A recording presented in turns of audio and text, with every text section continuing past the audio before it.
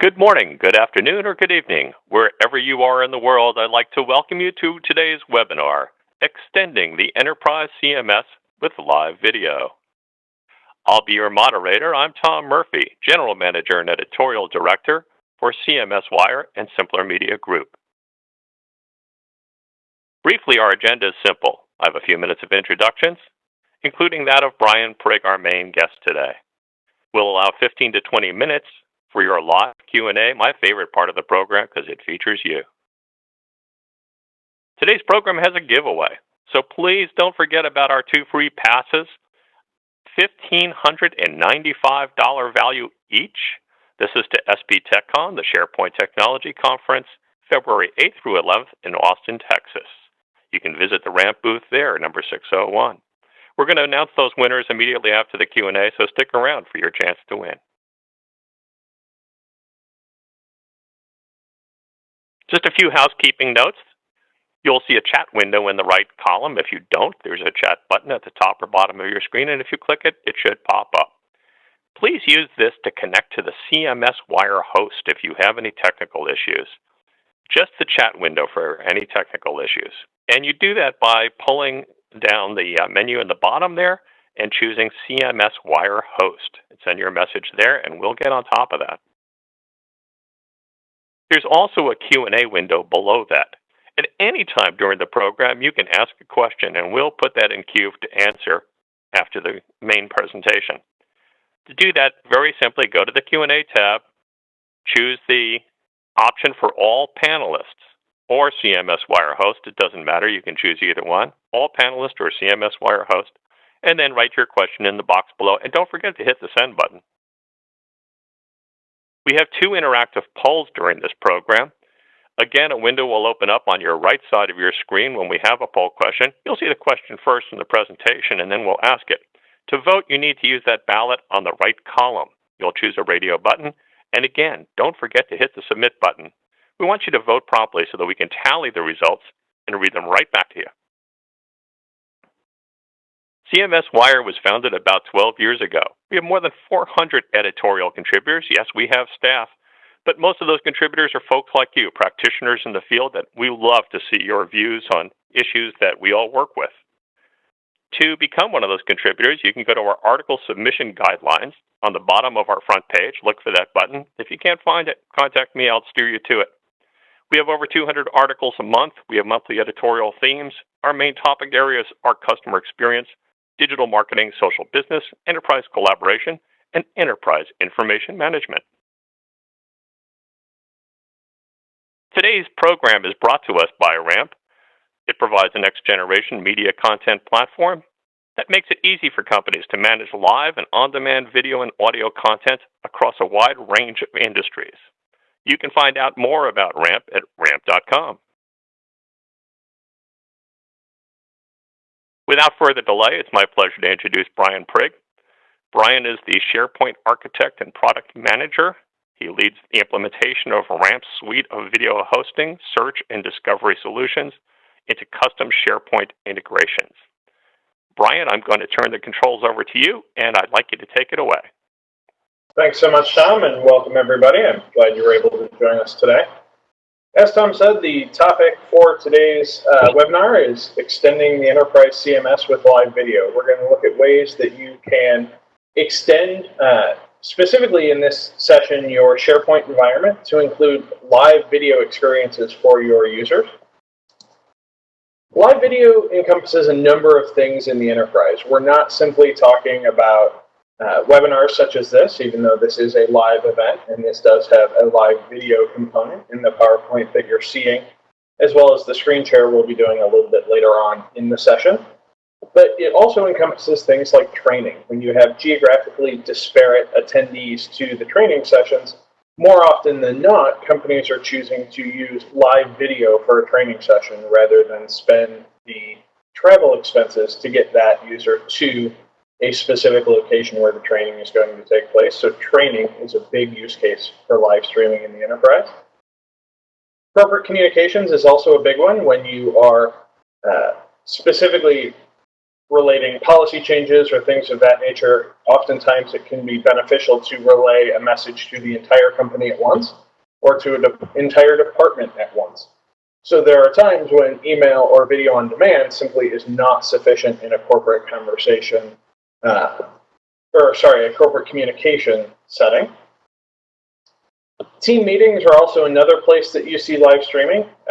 This is particularly for larger teams when you're dealing with a large development team, perhaps, or a large call center type environment where you don't necessarily want users leaving their desk. They still need to be able to take their phone calls and do whatever else they need to do.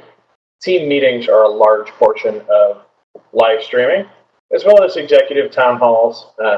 Those are, you want to be able to refer back to that and even search on that later in the content lifecycle. So we'll take a look at how you can do that in just a little bit here. A few statistics from the industry. We, through some recent surveys, have found that up to 88% of video in an enterprise environment may have a live component or may even be live only for up to about 48% of the video. And that is a huge statistic in the media space, in the enterprise space, because no longer are we talking about throw an MP4 on some disk space. Now we need the ability to broadcast that in a live setting. Also interesting is that 94% believe that recording live trainings is useful. This goes back to the knowledge transfer use case we were talking about a moment ago.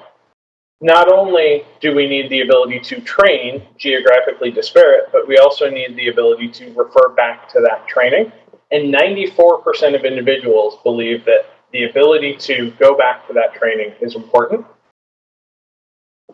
Recorded live events are particularly important in geographically distributed organizations, as we've been talking about. So when you have offices across the globe, you're not always able to find a particular time that that event is going to work for all of your users because of different time zones and sort of following the sun. So the ability to refer back to a live event that perhaps happened in a different time zone is of utmost importance.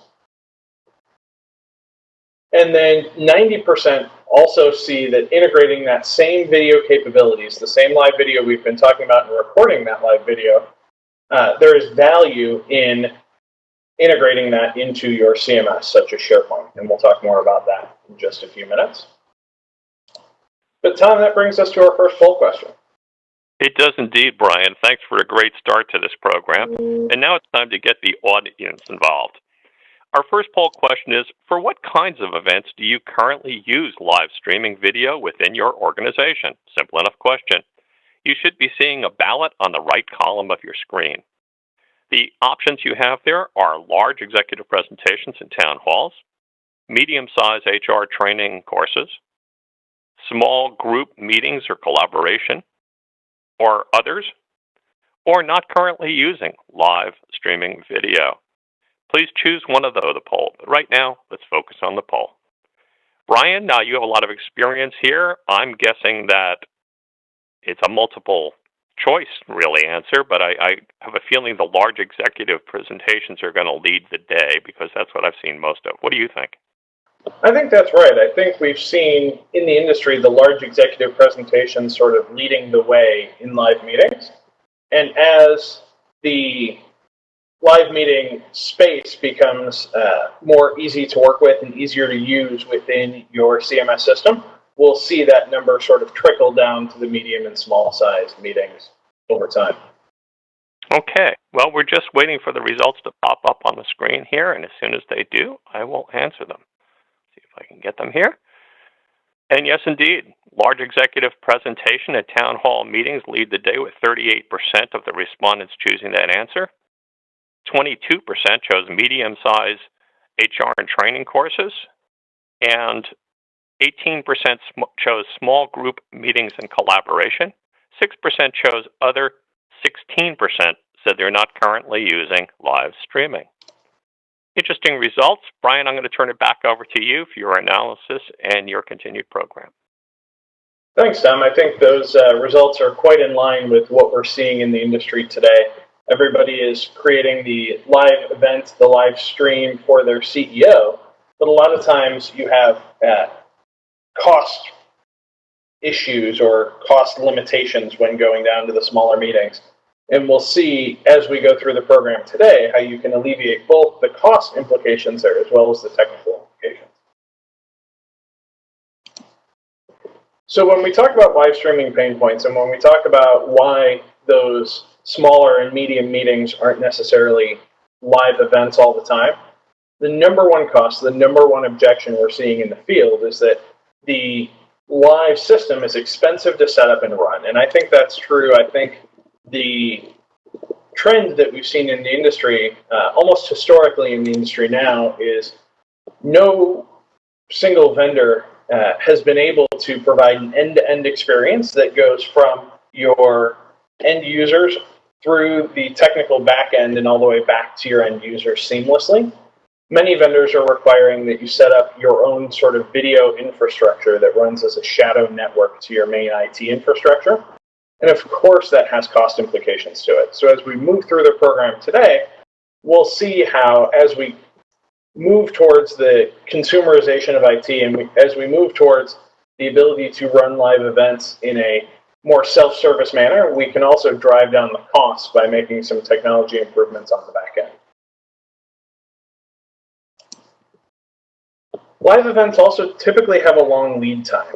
With the lack of self-service that we've seen in the industry from the ability to create, run, and present a live event either by yourself or on a small team, you typically are booking a production crew. You are making sure that all of the resources are spun up. You are having a TV truck, perhaps, for a larger event. And we really don't see the need for that sort of long lead time. You'll see a demo later in the presentation today where I have created a live event, and that live event was scheduled literally minutes before this webinar began. And so we'll see how we can very, very quickly spin up a live event, all from our web browser. Too much support has been needed historically for live events. This goes back to the production crew. You see on your screen a production facility example that has been used in the past for creating live events. And by and large today, those facilities just aren't needed for the smaller events that we've seen that are moving towards live as we go. So the support needs are much, much smaller in today's industry. And we'll see again how we get to self-service here in just a few minutes. And the unreliable viewer experience. This is a big one for anyone in IT. No IT person wants to spin up a live event, have the CEO ready to go on screen, and then the platform falls apart. And that is something that we've seen time and time again as a large pain point for our users, because there is this growing fear that the platform is not going to stand up to the demands of your viewers. And whether that's through a SAML gateway falling down or another authentication mechanism falling down, the viewer experiences just haven't been reliable. And we'll talk about, as we move forward here, how we've solved that by integrating to your CMS and how we've solved the video equivalent of the 9 a.m. login rush. And then unsearchable archives. We talked about a few moments ago how 94% see that having recorded video is useful. Having the recorded live training is useful in the future. That recording, while useful, does also need to be able to be searched. We need to be able to find that training. And perhaps that training was an hour-long. Searching through your archives is important, and having a time-coded transcript is of the utmost importance for your live streamed events.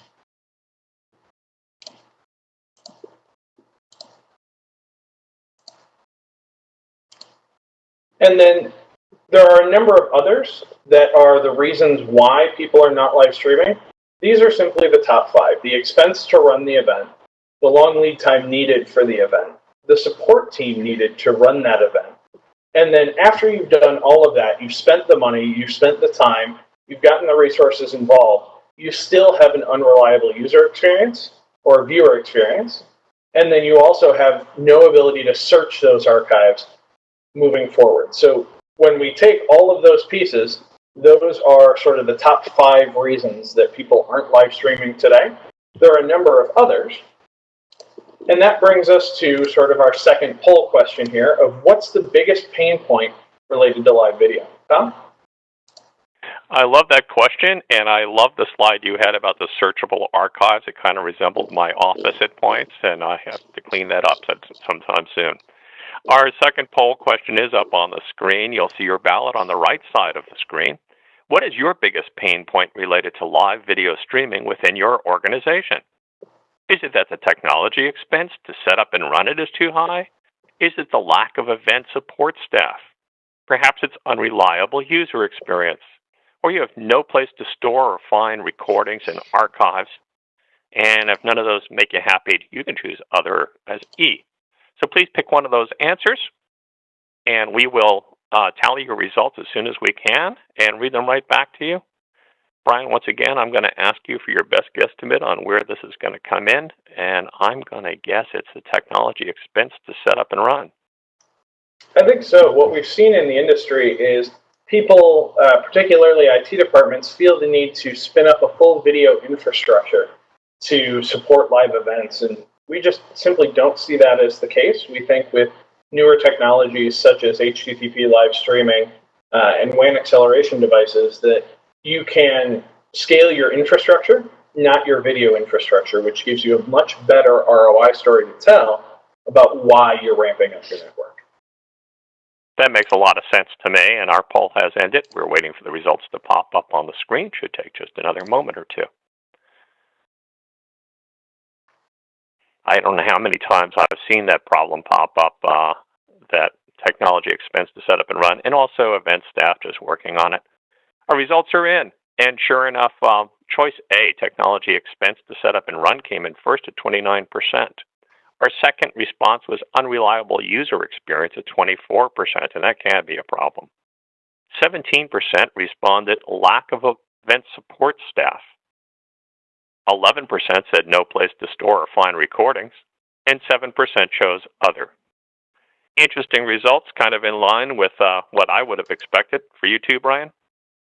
Yeah, I think that's right. I think the interesting one that I didn't expect to see as high of a result as I did was the no place to store and find recordings and archives. I think we'll see moving forward through the presentation how that problem is largely solved in today's day and age, and that's certainly not to say the problem doesn't exist in some organizations today. That's just to say that we certainly have a solution that can help solve that problem.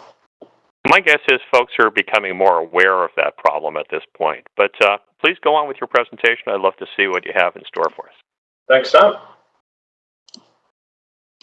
So when we talk about how to move forward in live streaming, how to accelerate live streaming, the number one thing that we're seeing from users today is the need to make events self-service. We need to be able to schedule and start a live webcast in seconds. This is the biggest thing that we've seen from our users, and you see this a lot in products like WebEx, where you've got the one-click meeting functionality. We think that live streaming needs that same functionality. You need to be able to say, hey, we've got this problem. Let's get online, let's talk through it, and let's be done with it. This schedule it in advance, schedule it only on the half hours, is simply the way of the past at this point. We need to include video and synchronized PowerPoint. The video aspects alone, while you'll see a lot of me moving my hands and talking, simply doesn't help to drive the point home. And synchronized PowerPoint alone, while it does help in certain regards, can be a little bit impersonal. And so when you're dealing with the large presentations and when you're dealing with executive presentations, perhaps synchronized PowerPoint is sufficient. But the way that you really engage your users is by showing your face and then allowing that PowerPoint to supplement that message. And then we need to be able to deliver the message to hundreds or thousands in a self-service fashion. When you look at tools such as Google Hangouts, which is being used more and more throughout the enterprise and Google Apps for Business, you are able to have that sort of self-service person-to-person meeting, but it caps out at 10 users for the consumer product and 15 for the business. So when you start talking about delivering a unilateral message to a larger group, Hangouts simply isn't the right tool. And then the biggest thing that we're hearing from IT organizations when they hear self-service is they need to have no IT or production support needed. We cannot be driving support tickets through a live service offering because the criticality of live tickets makes them very, very difficult to support in an enterprise environment. The other thing is we need to make it secure. We need to make it scalable. So when we talk about scalability, we need to be able to leverage the existing network and the existing WAN optimizations. Many of you in your corporate environments today will have a Blue Coat WAN optimizer, you'll have Riverbed Steelheads, you'll have a number of devices designed to enhance your existing network. Be that for your intranet, be that for your SharePoint environment even.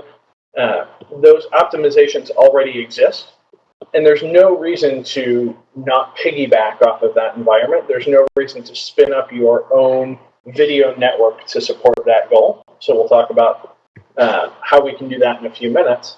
And then we need to be able to handle the major logon bursts. This is defined, or this is known as the 9 a.m. rush in the intranet world. It's what happens when all of your users log on at the exact same time. And SharePoint, in many of your organizations, has already solved that problem. All of your users are able to log on to SharePoint at 9 a.m. every day, get their news, perhaps get the lunch menu and the weather on the right-hand side, and go about their daily business. We've seen this in schools, we've seen this in businesses where SharePoint has already been scaled. There's 8, 9, 10, 11 servers behind SharePoint serving up that authentication and that content. So there's no reason for us to stand up SAML gateways or Active Directory Federation services when you already have a system that's able to do that authentication and able to delegate that authentication. On the same thread, there's no reason for us to spin up duplicate user security and permissions when you already have those permissions set up and fine-tuned in your environment. Perhaps you've even purchased governance tools that help you fine-tune those permissions. There's no need to create a duplicate set of permissions, create a duplicate archive almost of permissions when that's already in use, and we can simply draft off of that. And then you need the ability to encrypt the content. And for so long, encrypted content and WAN optimization have been almost mutually exclusive. One of the major ways that companies have been handling their scalability is through multicast and the ability to receive that content sort of all at the same time by multiple users. But then anybody that gets the multicast connection information can go and get onto that multicast and have their stream viewed by somebody that potentially doesn't have those permissions. And so by utilizing your existing WAN optimization, perhaps even by utilizing multicast, Ramp can deliver encrypted content to your users without bogging down the network and without jeopardizing your security plan. But when we talk about security, when we talk about scalability, the next thing that we need to do is we need to make that content easy to view. With the bring your own device strategy being employed by many IT organizations today, we need to be able to view that stream anywhere on any device, whether it's on your corporate network, off your corporate network, in a different state than your corporate network. We need the ability to view that live stream. And many of you have already exposed your CMS to the outside world, be that through TMG, Threat Management Gateway, or Unified Access Gateway from Microsoft or through another tool or over VPN.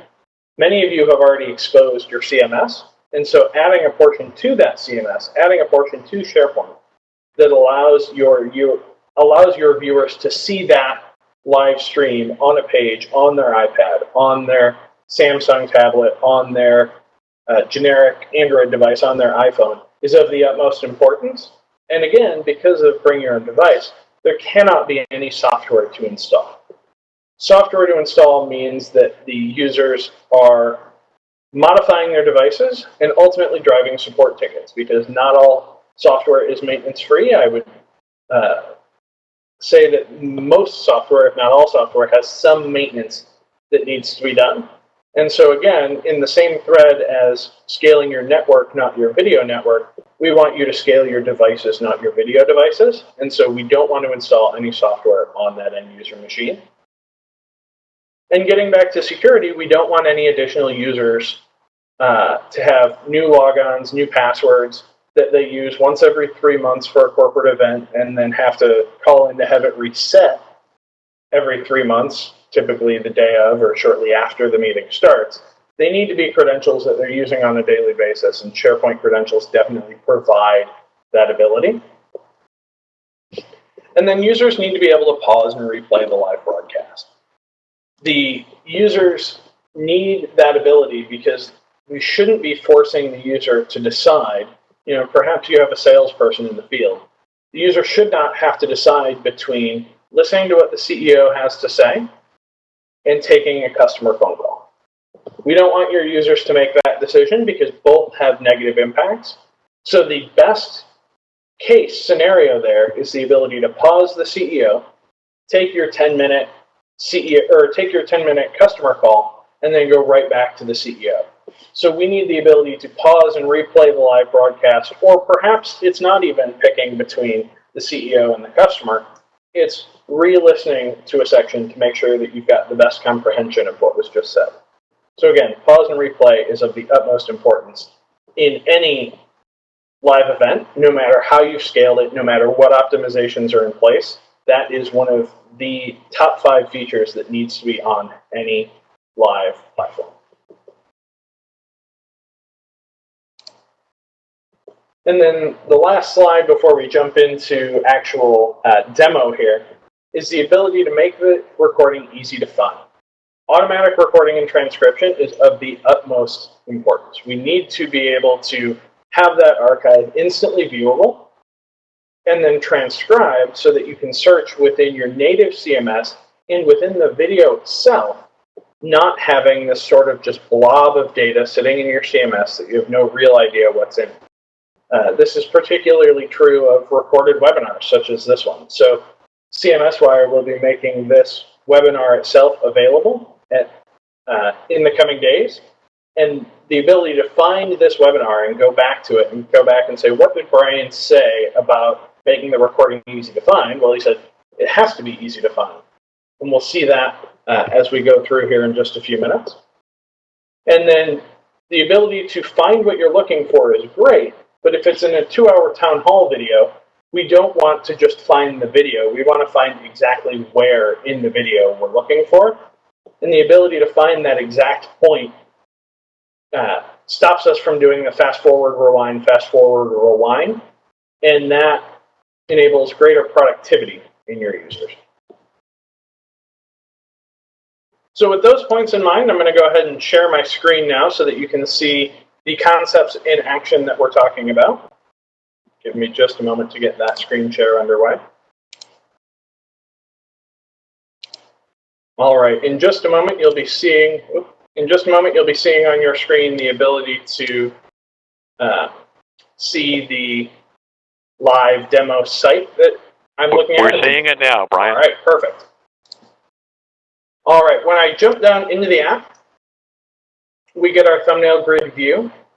Those of you that have attended webinars with RAMP in the past, this will be a familiar view for you. For those that haven't, we've found that users interact much better with thumbnails than they do with lines of text. So we have done away with the traditional line of text concept in SharePoint and gone to a thumbnail view. It's coming up now. When we want to create a live event, as I said, the ability to create a new live event, create a new stream in seconds is important. And to that end, we've created a very simple form. It's 4 fields: title, description, schedule, and layout, to fill out to get that live event up and running. You'll notice along the bottom here, we've got these 5 layouts. As I said, with video and PowerPoint synchronized, that's extremely important. And these 5 layouts allow you to choose whether you're doing video only or slides only or some combination in between as we go. I have gone ahead and pre-configured an event for us to use. So when I click in, I'll be brought to the pre-event page. I have the ability in here to download an invite for this event, or as the presenter, I can go to the preview screen. When I do that, you'll notice that I've got our video here on the left, and it's asking me to choose a video source. And on the right-hand side, I've got the slides that need to be populated here. I'm going to go ahead and choose Wirecast as my source because that's what I'll be using in the background. Ramp does have the ability to use any ArtCMP-based encoder, so there's no worry about your existing encoders that you have running on-prem right now, whether that's through vBrick, whether that's through any of the other live stream encoder providers. And then as soon as I start that stream in Wirecast, which I apologize, I'm doing off the screen a little bit to not clutter the screen, you'll notice that the slides are coming up and the video will begin to play on the left-hand side as soon as that stream is received by my presenter screen. And it'll take just a few moments for that to come up. On the upper right-hand side, you can see the time elapsed and time remaining so that you have sort of a countdown of where you need to be at what point. And you'll see the live stream is coming through now. When I click Go Live, that takes me out of preview mode and into an actual live event mode. So my attendees are now able to see what I'm doing on this screen. And the slides are now live. So when I click through the slides, they are actually being updated, synchronized in time with what the presenter was saying at the time. Now, the reason that's important is when we fast forward or when we pause, we need those slides to update in real time along with our presenter. So you'll notice that the slides are not updating at the exact time I click next. They're updating when the video gets to the point at which I clicked next. We need those slides to update in real time along with our presenter. So you'll notice that the slides are not updating at the exact time I click next. They're updating when the video gets to the point at which I clicked next. And of course, I have the ability to jump back in time and see what was said previously. I have the ability, extremely important because it allows your users to get a unified message of what's going on in the background. I mentioned HTTP live streaming a bit before. This platform is actually using HTTP live streaming, which does allow you to use your Riverbed devices, your Bluecoat devices, or even open source Squid proxy to cache this content, and that alleviates the load on your corporate network. I can snap back to live here to get back to real time of what was being said. If needed, I can extend my event. Perhaps we all have the CEO that gets a bit long-winded at times, or the CFO or the COO. We can extend that event and continue letting him finish his point. Once the event is over, we can come up here and we can end the event. Once we end the event is automatically archived. That event is playable by our end users, and the transcript is going to be brought in below the video so that you have the ability to see what was said. You can search to the point in time in the video, and of course you can jump to the point in the video. As I mentioned, the ability to search within the video itself is important, so I'm going to jump back for just a moment to our main homepage here.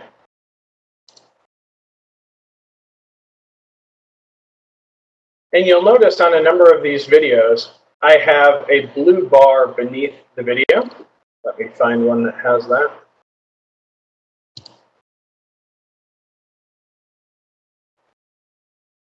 And when we jump into the video, the ability to search within the video is plumbed right into the player. And we'll see that as soon as this video loads.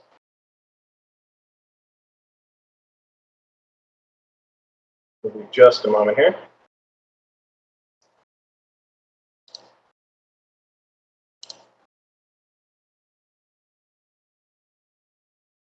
Interesting. Let me jump back at this a different way.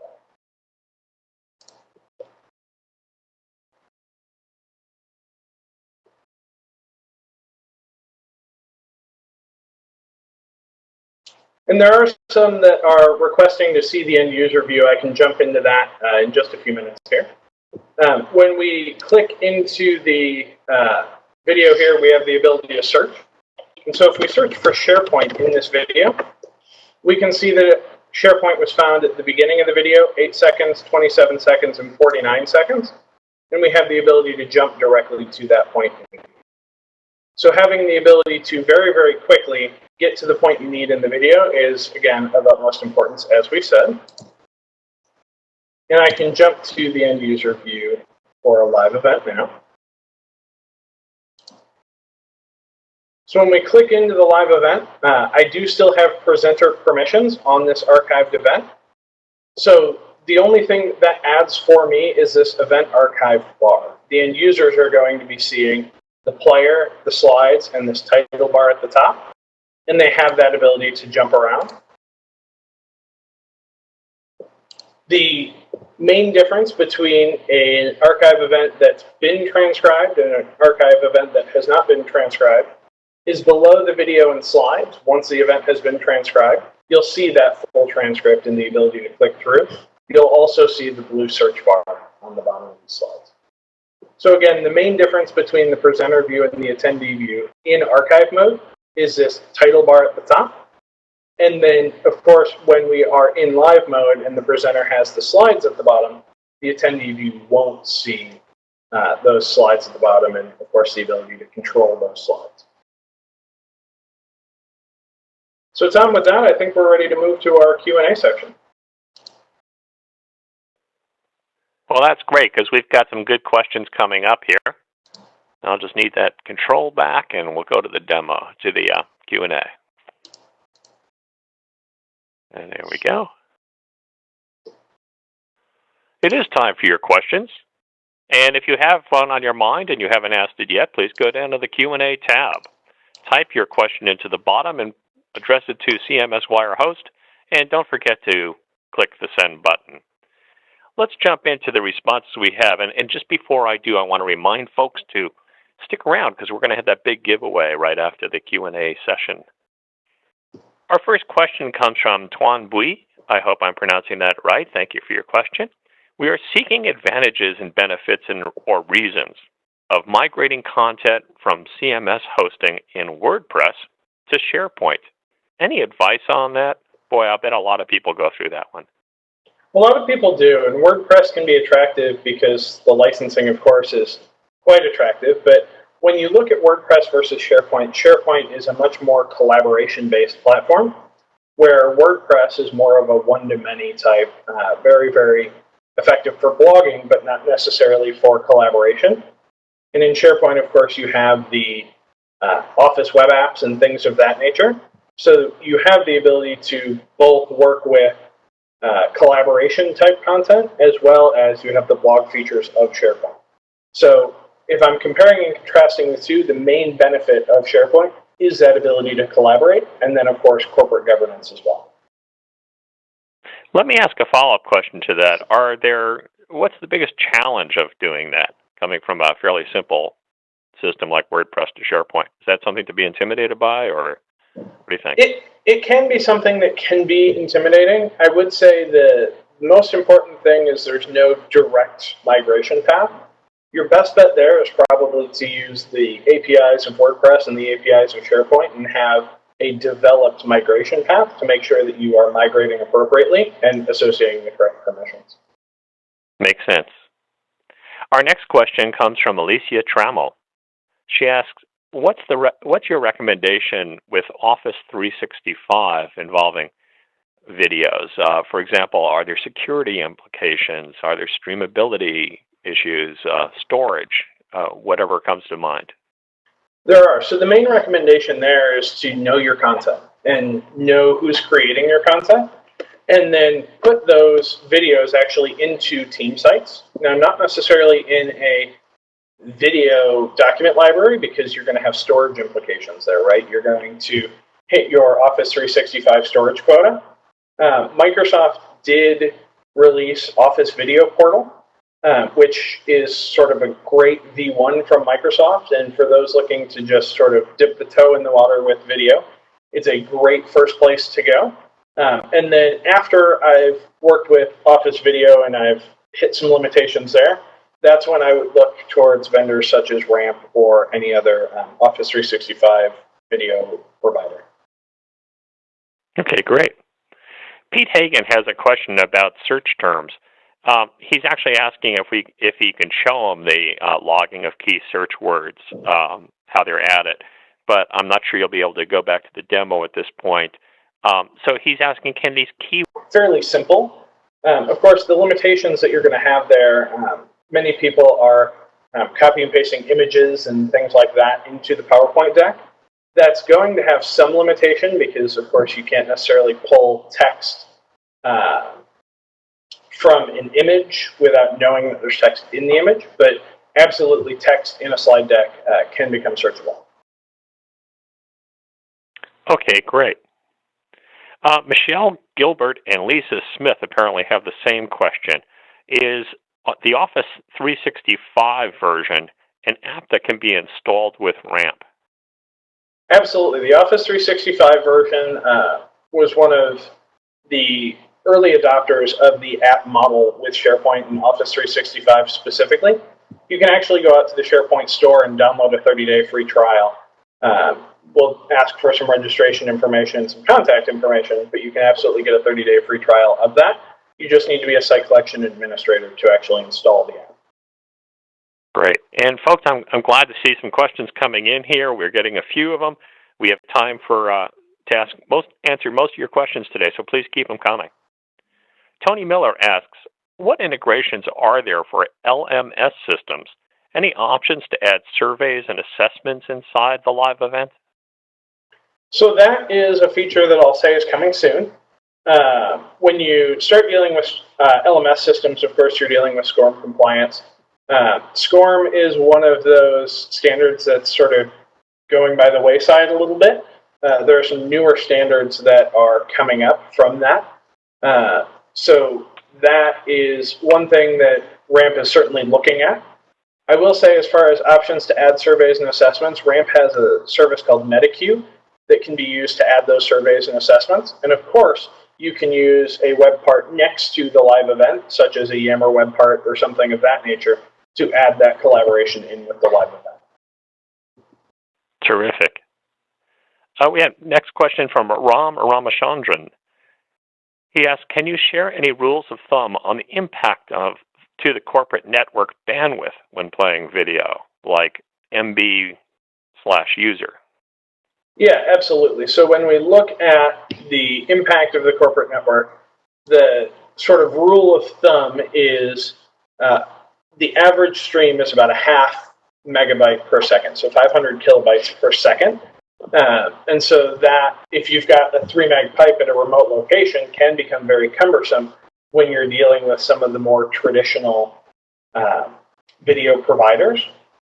I've mentioned HLS a few times in our session today.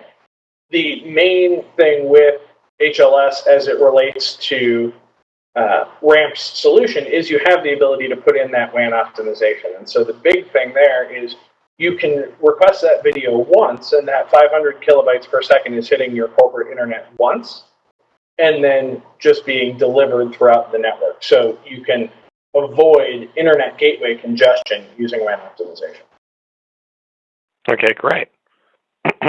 Another listener asks, are there any file size limitations for the live or recorded video files? Absolutely not. That's one of the things that traditionally in SharePoint has been a big pain point of, the 50 megabyte file upload limit.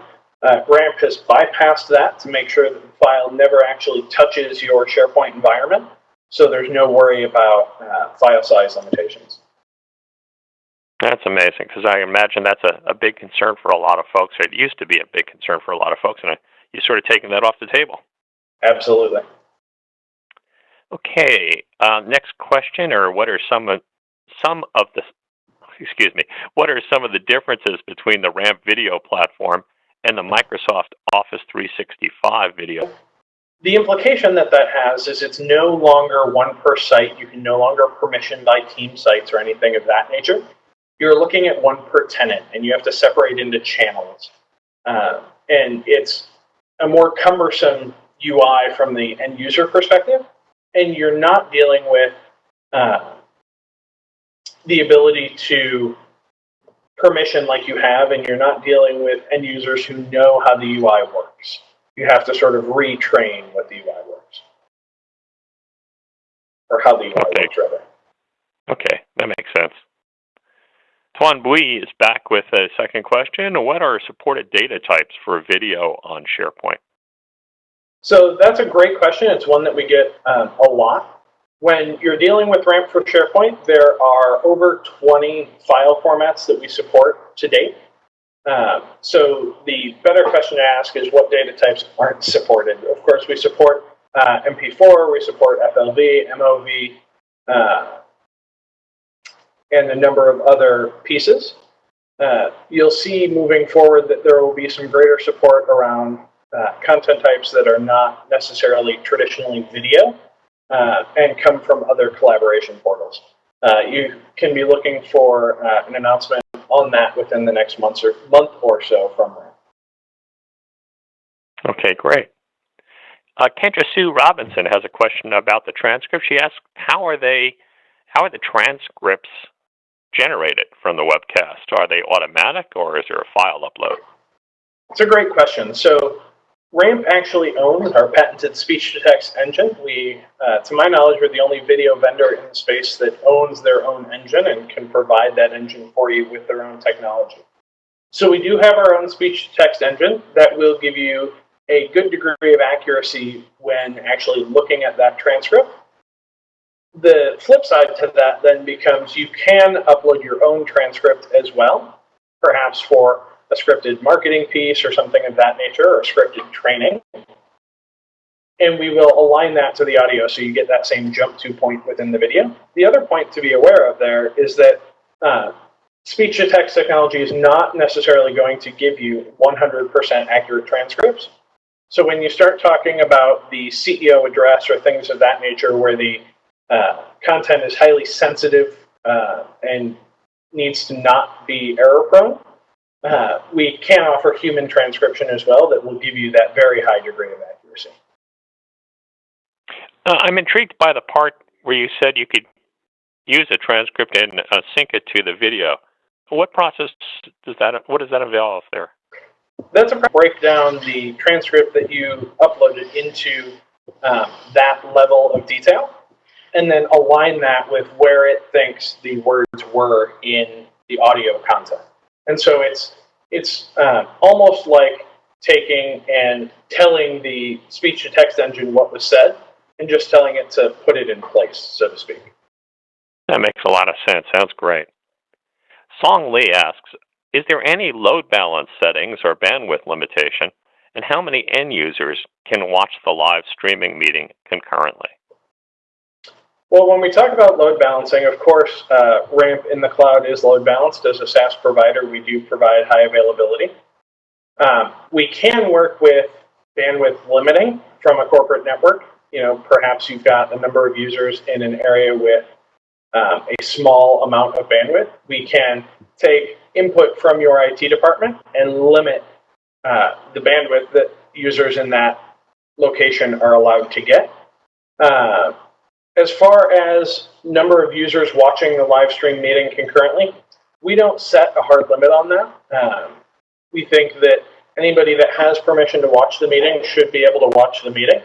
But of course, we take advantage of adaptive bitrate streaming so that if we see things starting to get congested, the users will automatically degrade to a lower video experience, which will allow them to still see an event that is free of buffering. The graphics may just not be as high of quality. Great. Pete Hagen, who I think asked our earlier question about search technologies, is apparently with a university with many Turning Point users. He asks, how about LMS turning technologies for integration of polling and assessment? Any movement to that vendor?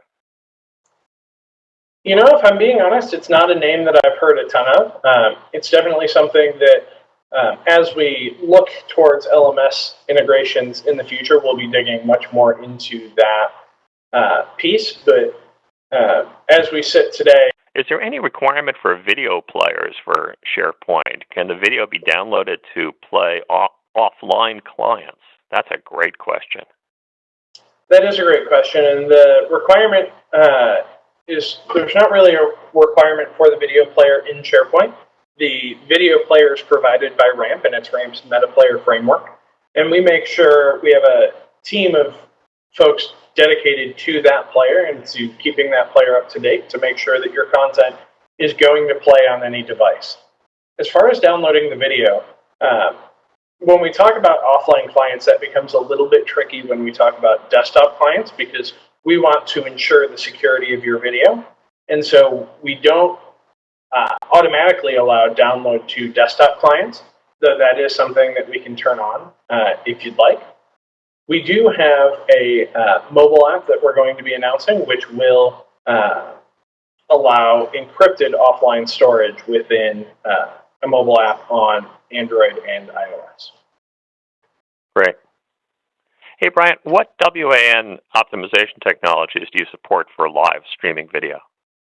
Yep, so when we talk about WAN optimization, this is the Blue Coat technologies, the Riverbed technologies that I spoke about a little bit earlier, in that WAN optimization is important because that's where you're going to actually be caching the video, and that's where the HLS over HTTP standard comes in, where we have the ability to serve the content encrypted over HTTP rather than HTTPS, and serve the keys for that content, the decryption keys, directly from your SharePoint environment.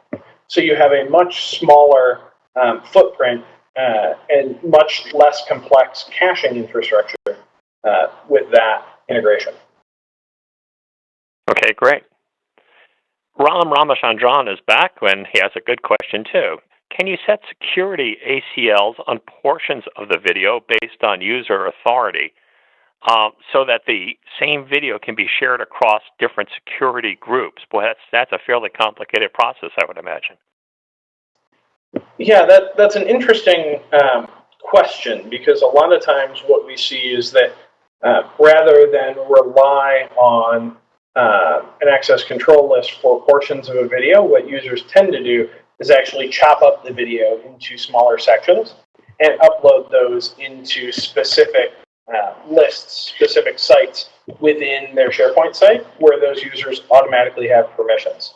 So when we talk about respecting SharePoint permissions natively, an ACL concept would not allow us to do that.